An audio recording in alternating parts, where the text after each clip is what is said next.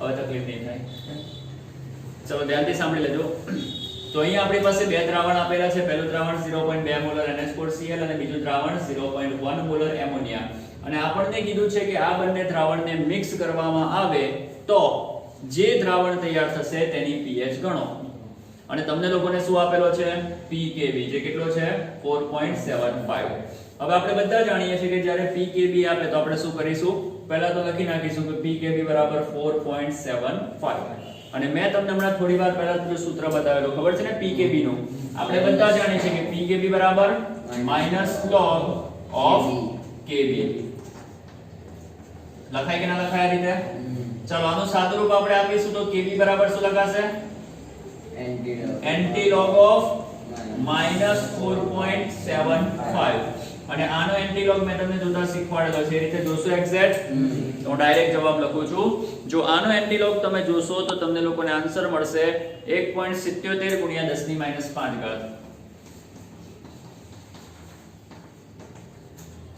તો Kb તમને લોકોને મળશે 1.77 × 10⁻5.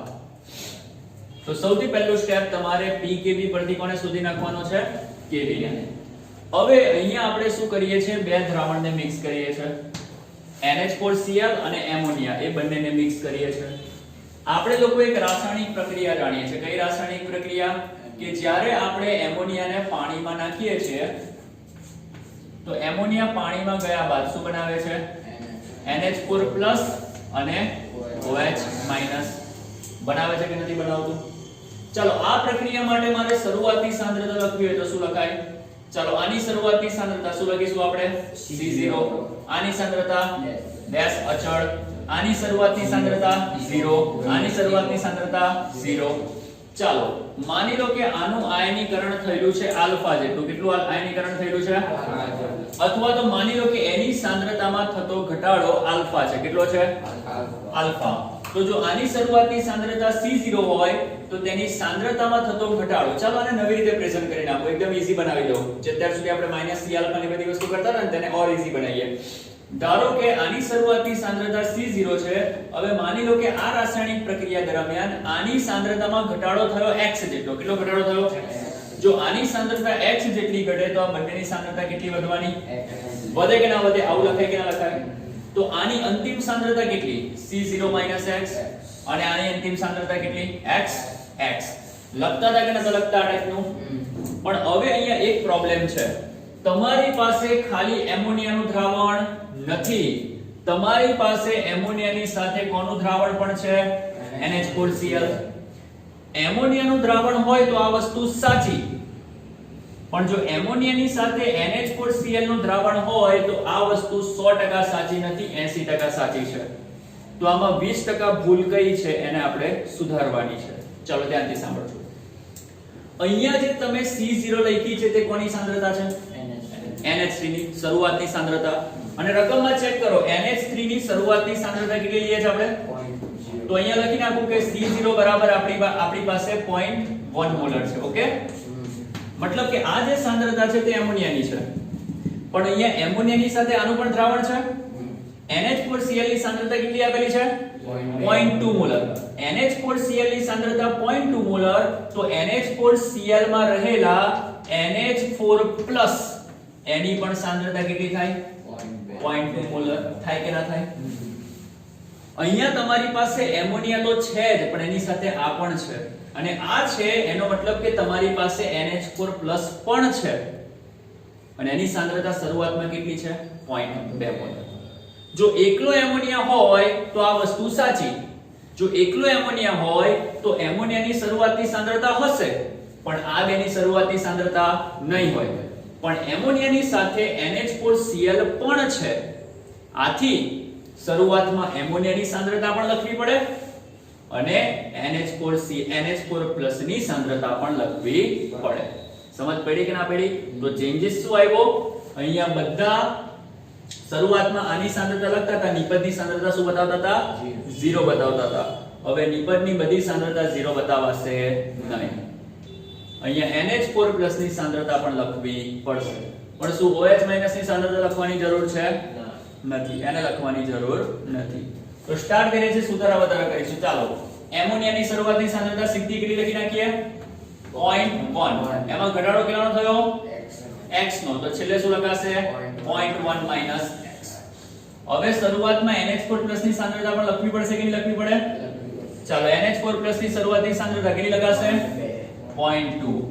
તો છેલ્લે શું લખાશે? છેલ્લે 0.2 માઈનસ કે પ્લસ પ્લસ x.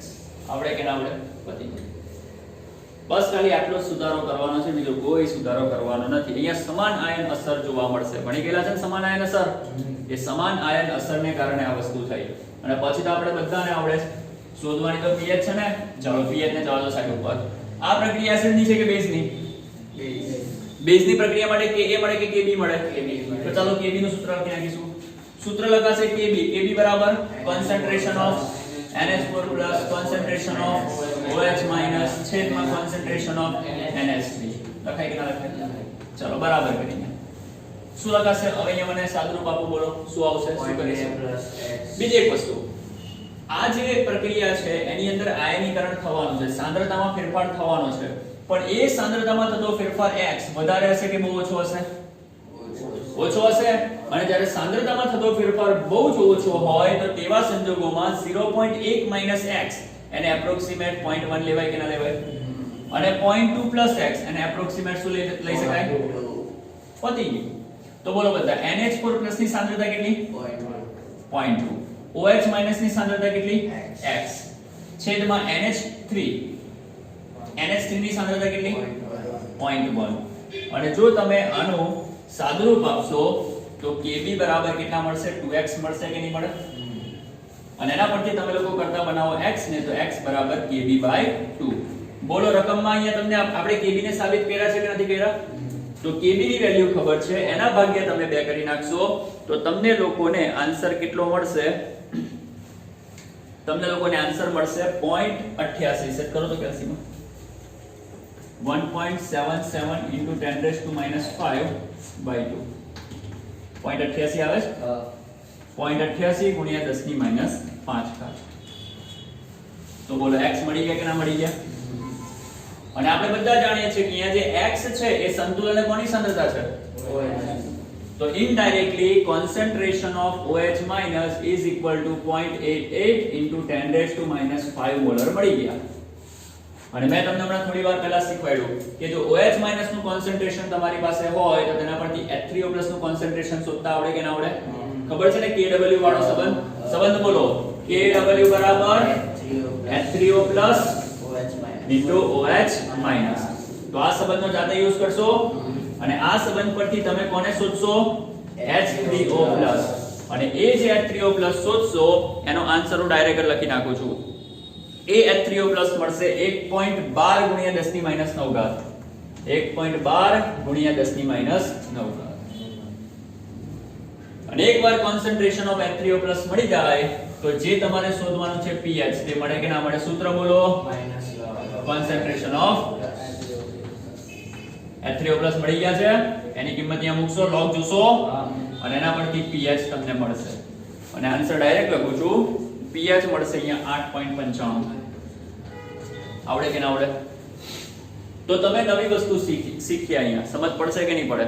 અહીંયા તમારે સમાન આયન અસર બતાવવાની છે.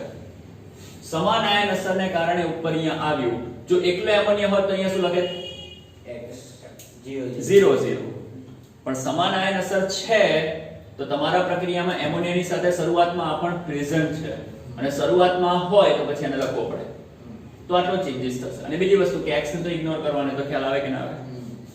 એકવાર આને ઉતારી દો.